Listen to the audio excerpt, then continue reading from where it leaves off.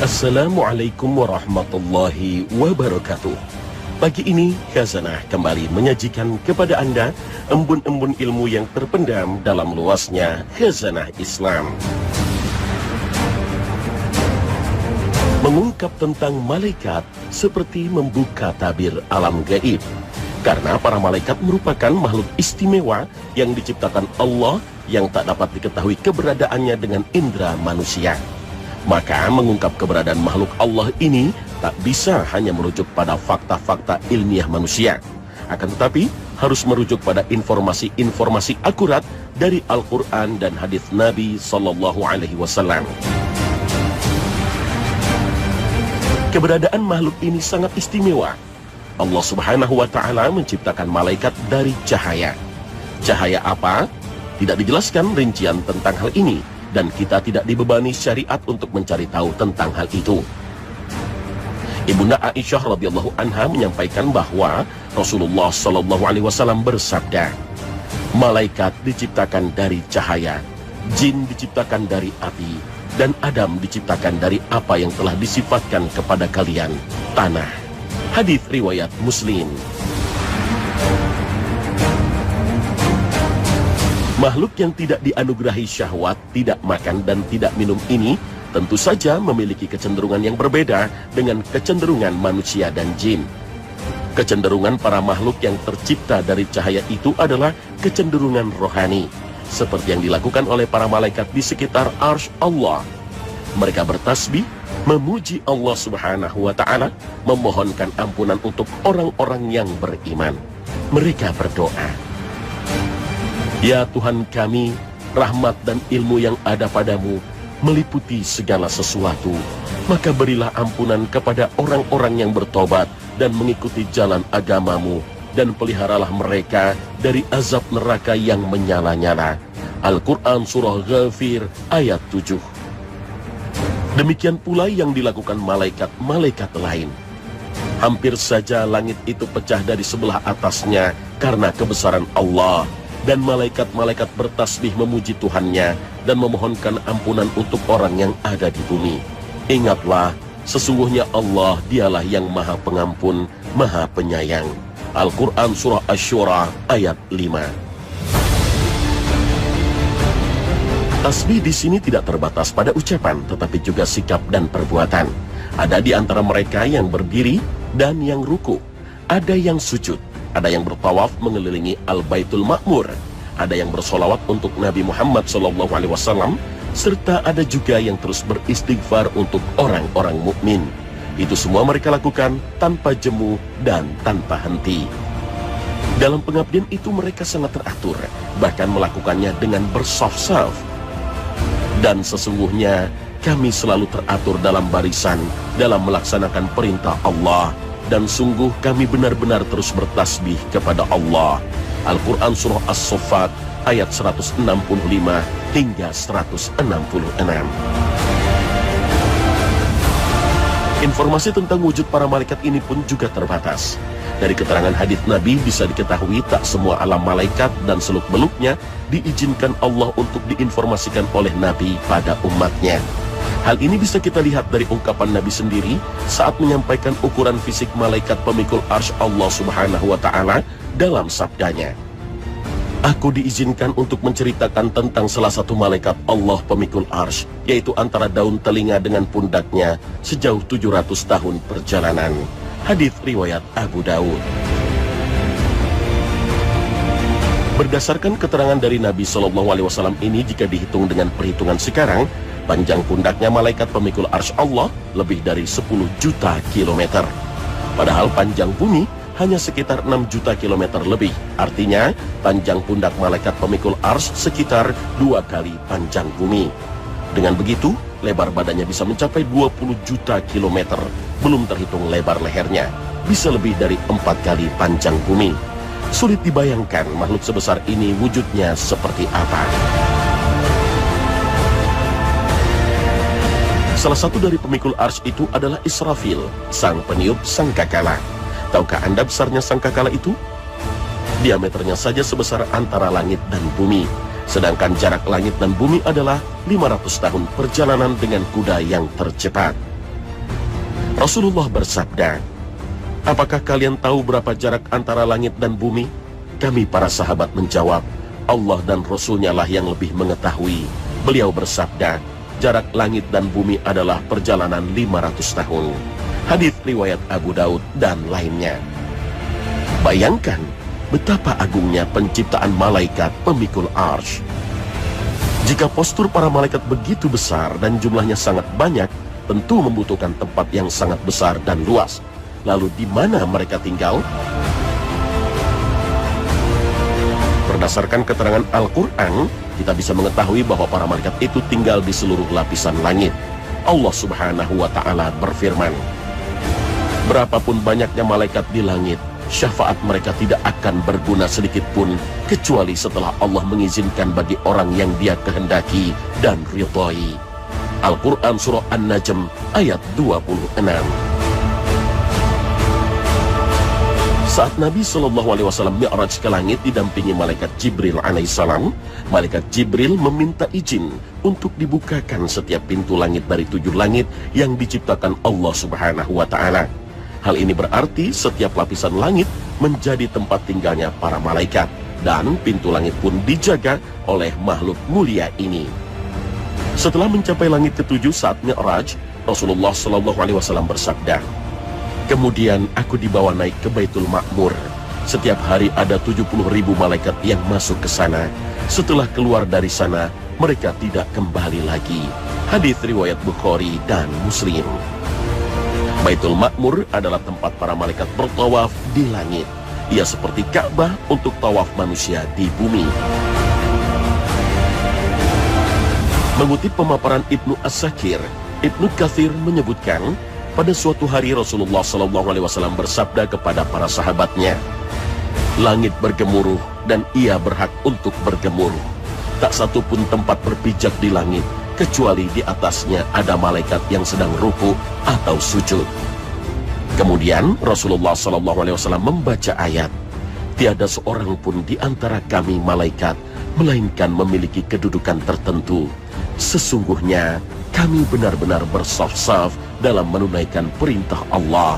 Sesungguhnya kami benar-benar bertasbih kepada Allah." Al-Quran Surah As-Saffat ayat 164 hingga 166.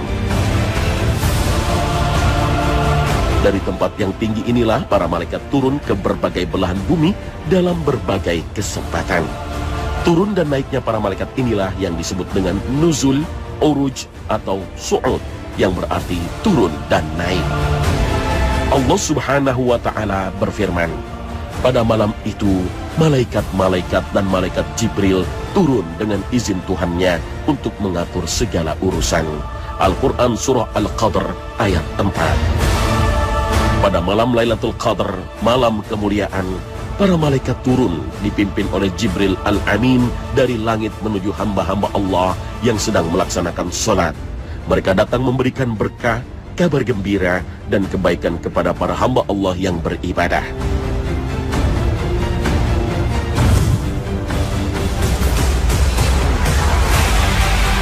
Pemirsa Khazanah, perintah dan titah Allah Subhanahu wa Ta'ala kepada para malaikat terjadi di tempat para malaikat berada, yaitu di langit.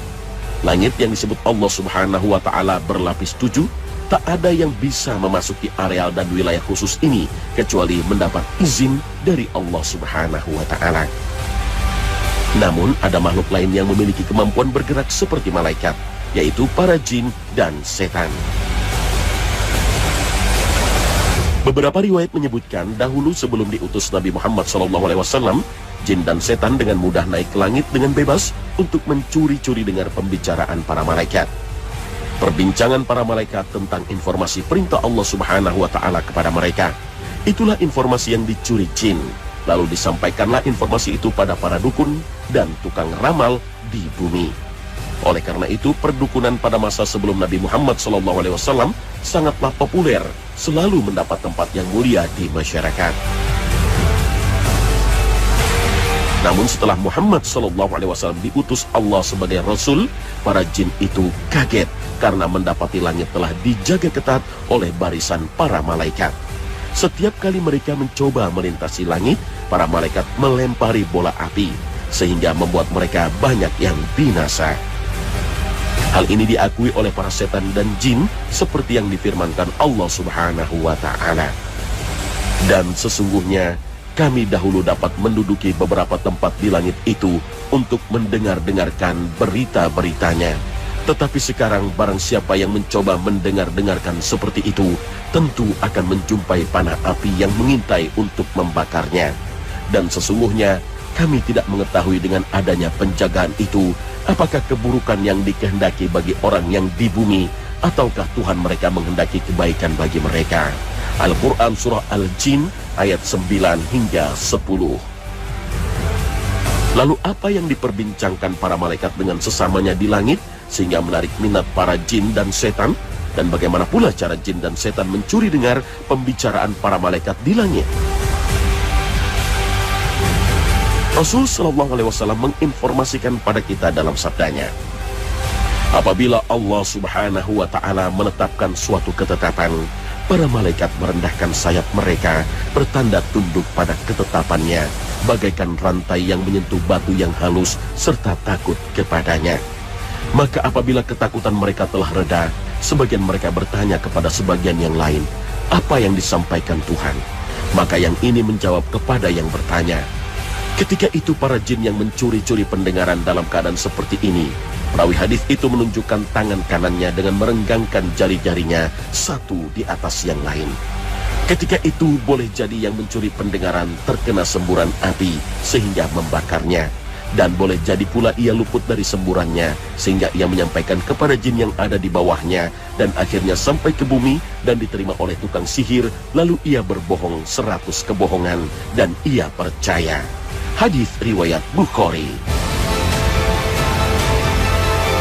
Dalam hadis ini diterangkan bagaimana proses jin dalam mencari berita-berita gaib, yaitu dengan bertengger satu di atas yang lainnya, seperti pertunjukan orang manjat pinang atau seperti seni binaraga yang dilakukan di sekolah-sekolah, yaitu dengan cara 5 orang di bawah, lalu pada tingkat kedua naik 4 orang, kemudian pada tingkat berikut 3 orang, dan begitulah seterusnya. Lalu informasi seperti apa yang mereka cari? Mereka mencari berita gaib yang dari perkataan Allah kepada para malaikat. Saat para malaikat menerima perintah Allah Subhanahu wa Ta'ala untuk melakukan tugas tertentu, lalu perintah Allah itu menjadi perbincangan para malaikat. Mereka saling berkomunikasi antara satu dengan yang lainnya. Maka melalui percakapan malaikat ini, jin dan setan menguping dan mencuri dengar. Hasilnya mereka sampaikan kepada mitranya dari kalangan dukun dan peramal. Inilah yang difirmankan Allah Subhanahu wa Ta'ala dalam surat Asy-Syu'ara. Apakah akan aku beritakan kepadamu kepada siapa setan-setan itu turun? Mereka turun kepada setiap pendusta lagi banyak dosa. Al-Quran Surah Asy-Syu'ara ayat 221 dan 222. Upaya mencuri berita ini tidak mudah, karena Allah menjadikan sebagian bintang sebagai pelempar para jin dan setan yang berusaha mencuri dengar berita langit tersebut. Jika ada yang lolos dan selamat dari lemparan bintang berapi, mereka mencuri satu kalimat dari berita langit. Artinya, mereka tidak mengetahui secara detail atau seutuhnya tentang berita langit tersebut. Lalu berita tersebut mereka campur dengan 100 kedustaan. Maka, adanya manusia yang mempercayai dukun adalah gara-gara tidak melihat kebohongannya dan hanya mengingat satu kalimat yang terdapat 100 kebohongan itu. Lalu kalimat yang satu tersebut diekspos kemana-mana, namun tidak mengekspos kebohongannya yang begitu banyak. Dulu sebagian sahabat Nabi pun sempat terkecoh dengan informasi dukun yang terkadang benar. Maka para sahabat bertanya kepada Rasulullah SAW tentang dukun. Jawab beliau, tidak perlu percaya. Lalu sahabat bertanya lagi, wahai Rasulullah, sesungguhnya mereka kadang-kadang memberitahu kita sesuatu yang benar terbukti. Rasulullah kembali menjawab, itu adalah sebuah kalimat yang benar yang dicuri oleh jin. Lalu ia bisikan ke telinga pembantunya, dukun. Kemudian ia campur dengan 100 kebohongan. Itu sebabnya Nabi SAW melarang umatnya untuk mempercayai kebohongan para dukun dalam sabdanya. Barang siapa mendatangi peramal lalu menanyakan kepadanya tentang sesuatu, maka tidak diterima solatnya selama 40 hari. Hadis riwayat Muslim. Bahkan Imam Abu Daud meriwayatkan dari Abu Hurairah radhiyallahu anhu bahwa Nabi SAW bersabda, barang siapa mendatangi dukun lalu mempercayai apa yang diucapkannya, maka ia telah kafir terhadap apa yang diturunkan kepada Muhammad. Hadis riwayat Abu Dawud.